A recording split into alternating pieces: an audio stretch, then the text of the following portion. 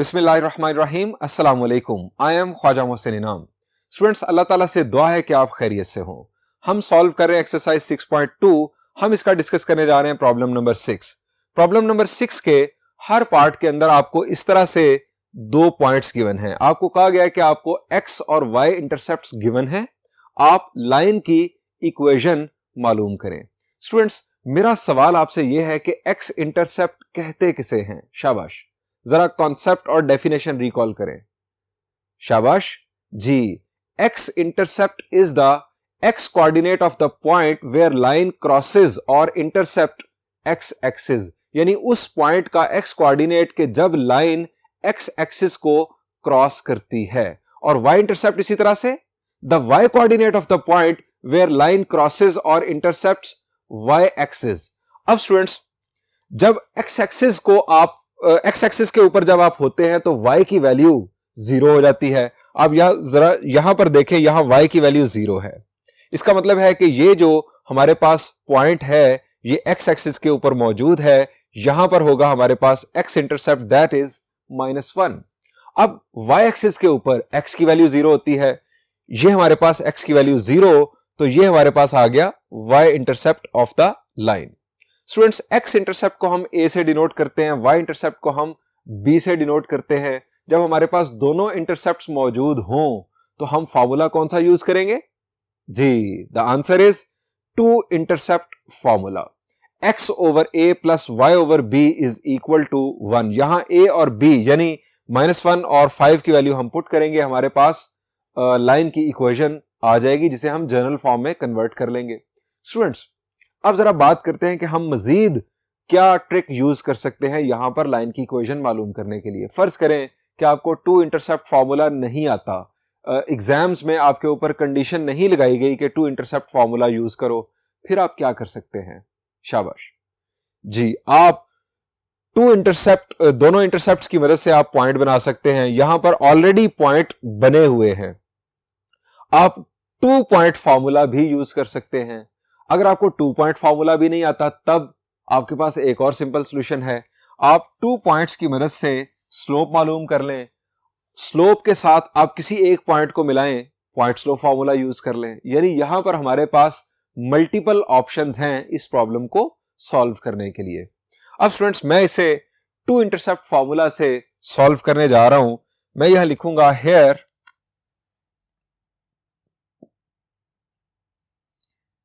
X intercept is equal to a, that is -1. Y intercept is equal to b is equal to 5. Using two intercept formula,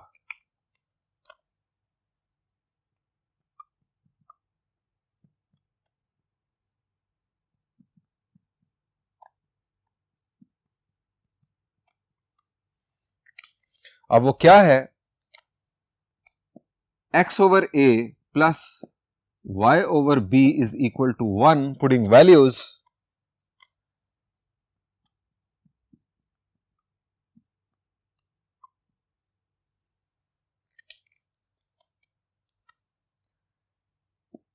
x over -1 plus y over 5 is equal to 1. अब students, denominator से जान छुड़ाने के लिए हम LCM से multiply कर देते हैं। अब यहां पर एलसीएम क्या बन रहा है? माइनस को तो आप साइड पर कंसीडर कर सकते हैं। हमारे पास एलसीएम बन रहा है 5। अब स्टूडेंट्स, माइनस को भी हमने अगर कैंसिल करना है तो हम इसे -5 से मल्टीप्लाई कर लेते हैं।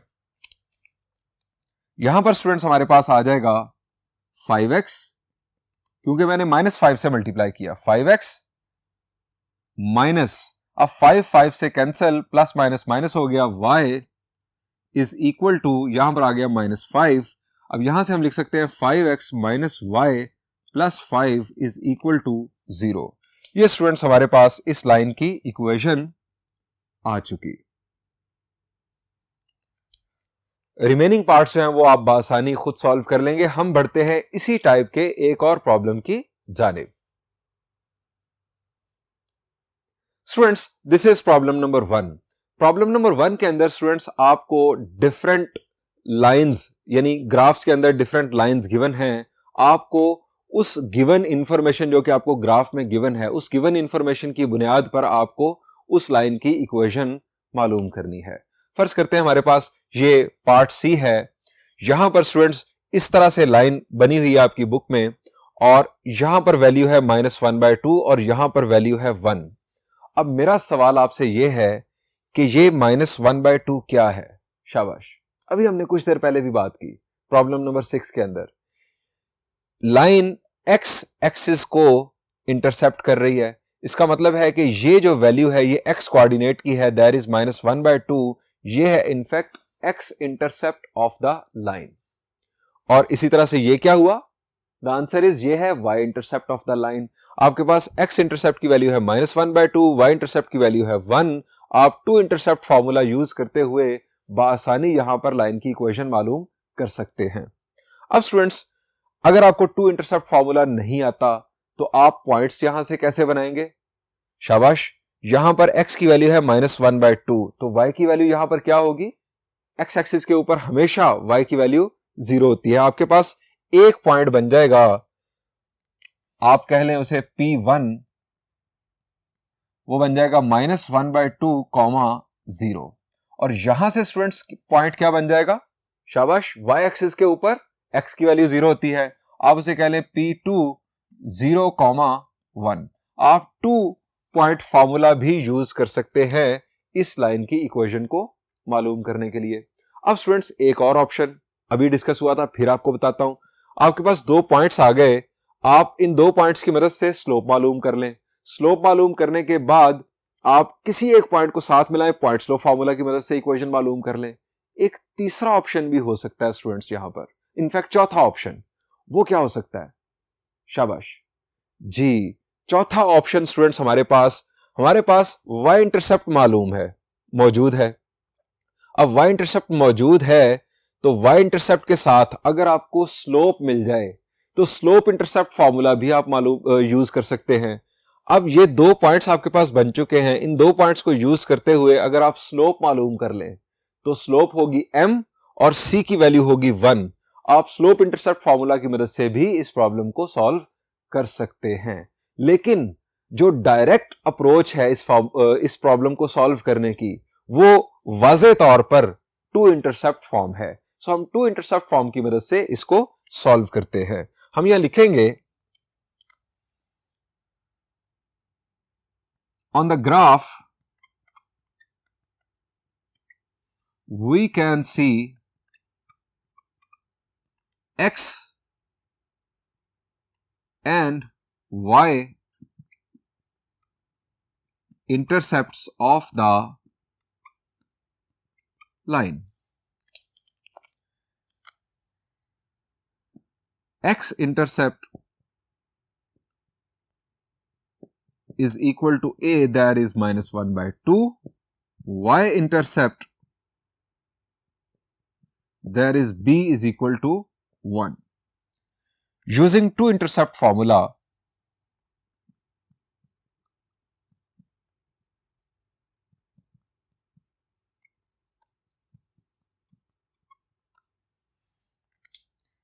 x over a plus y over b is equal to 1. x over -1/2 plus y over 1 is equal to 1. अब ये 2 कहां जाएगा? शाबाश जी, 2 x के साथ मल्टीप्लाई हो जाएगा, इट विल बिकम -2x, चूंकि डिनोमिनेटर में 1 था, -2x plus y -1 is equal to 0। मैं इसे ला रहा हूं जनरल फॉर्म में, आप इसे माइनस से मल्टीप्लाई कर दे, it will become 2x minus Y plus 1 is equal to 0।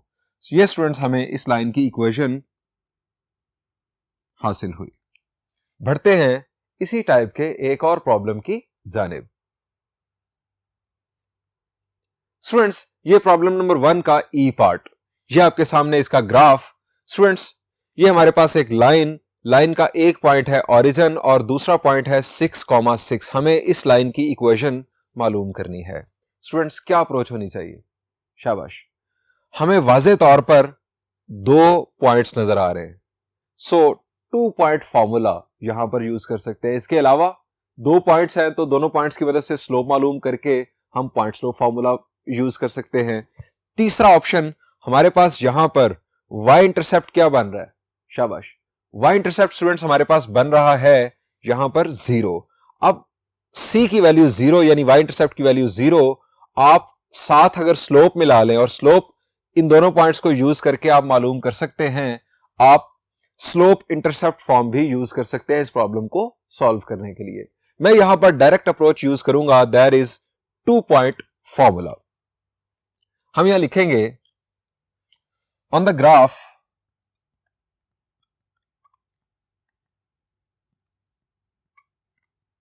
We can C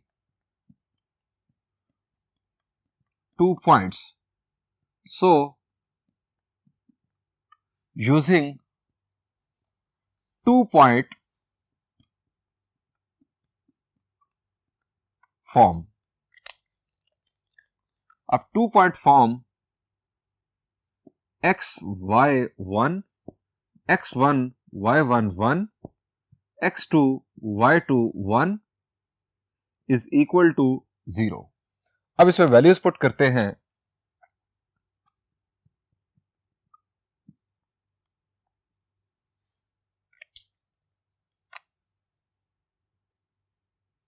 x1y1, किसी एक पॉइंट को आप x1 y1 कंसिडर कर लें, मैं इसे कंसिडर कर लेता हूं, ये 0 0 1, दूसरा है 6 6 1 इज इक्वल टू 0। अब स्टूडेंट्स हमने इसे एक्सपैंड करना है, expanding bye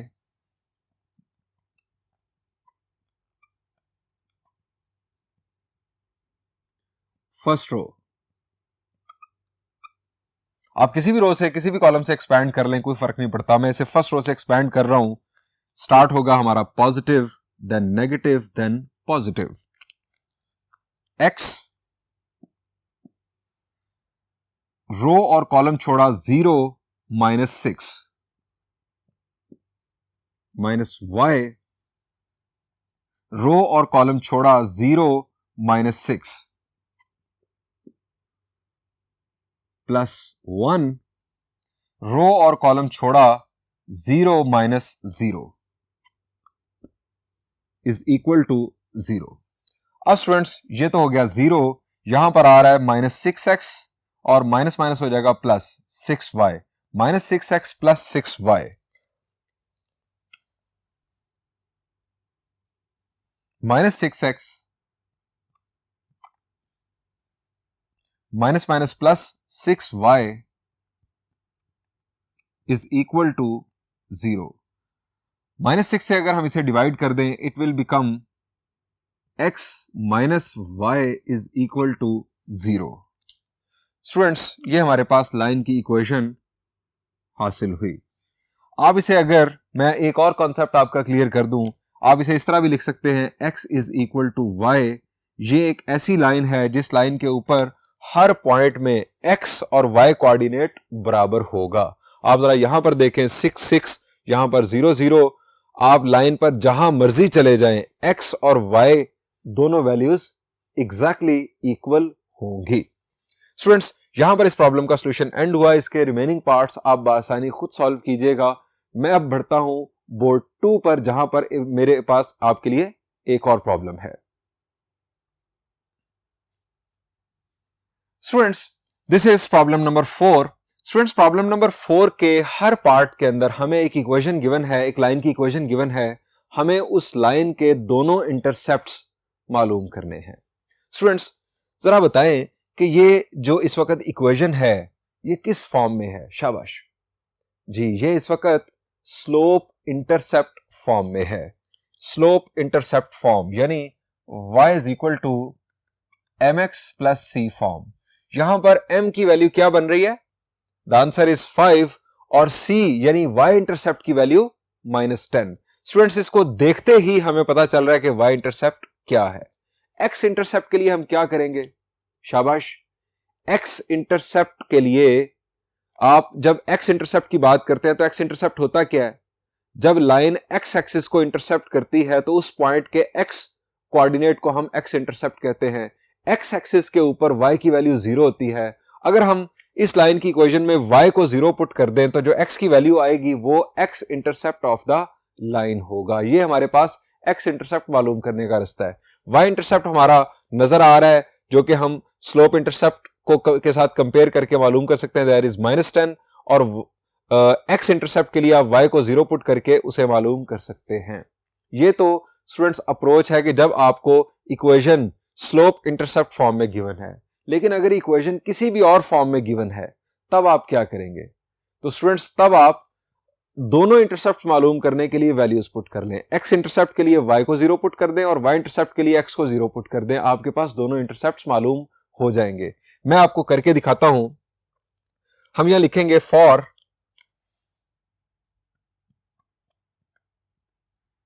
x intercept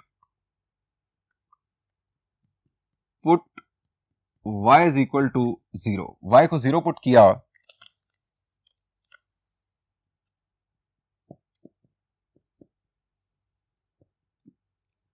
five x is equal to 10, x की वैल्यू आ गई 2। ये हमारे पास स्टूडेंट्स x इंटरसेप्ट आ चुका। अब फॉर y इंटरसेप्ट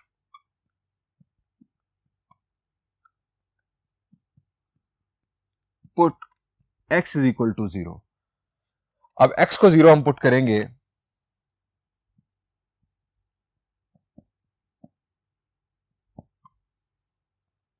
हमारे पास वैल्यू आ गई y इज इक्वल टू -10। अब यहां पर आखिर पे आप लिख दें x इंटरसेप्ट, कंक्लूड कर दें, यानी जिसे a से डिनोट किया जाता है दैट इज 2, और y intercept that is b and the value is -10।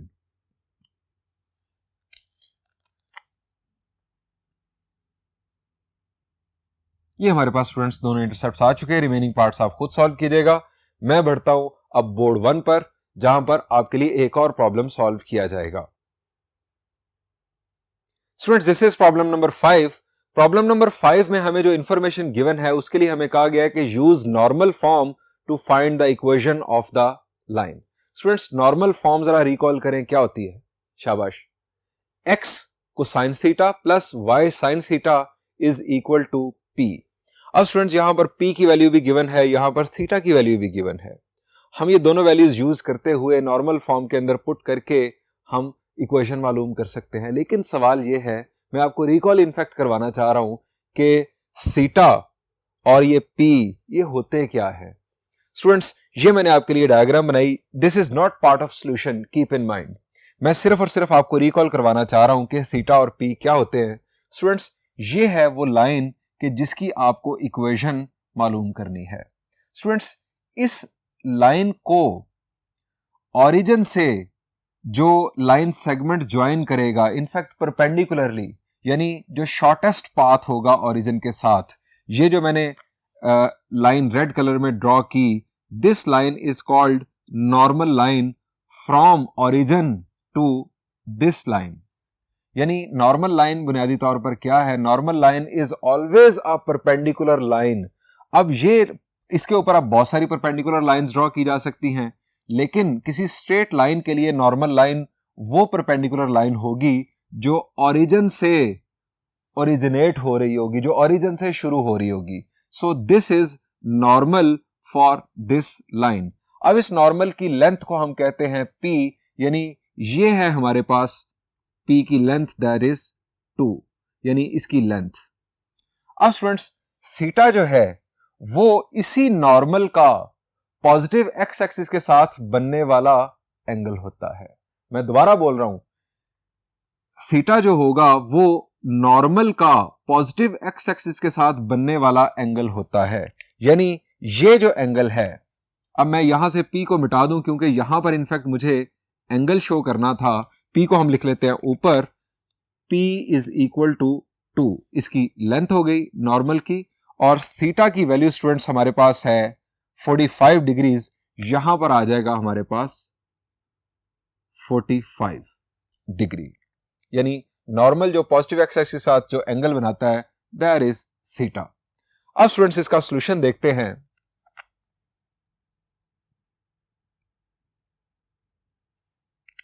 Since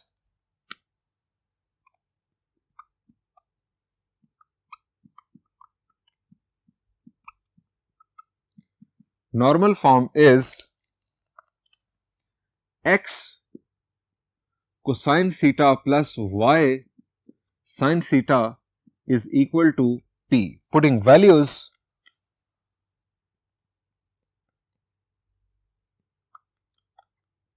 बढ़ते हैं नेक्स्ट बोर्ड पर। x cosine of 45 degrees plus y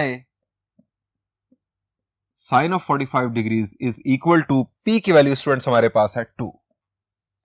अब कोसाइन 45 क्या होता है? शाबाश, it is 1 over square root of 2 और साइन 45 भी 1 ओवर स्क्वायर रूट ऑफ 2।